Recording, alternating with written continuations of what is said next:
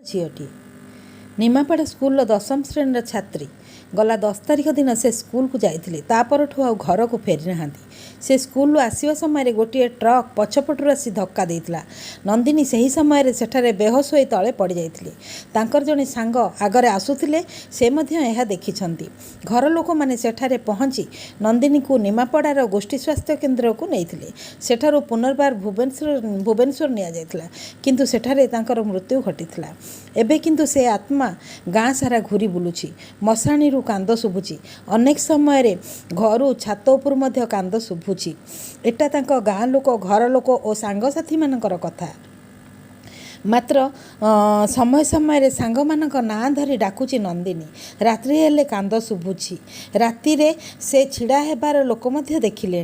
गाँव एबे लोक माने डरिकी संध्या हेले बाहर को बाहर नांदी गाँ लोकंकर गोटाए डिमांड नंदिनी को न्याय मिलवा दरकार ताकू जानी करी मरा जाइछि।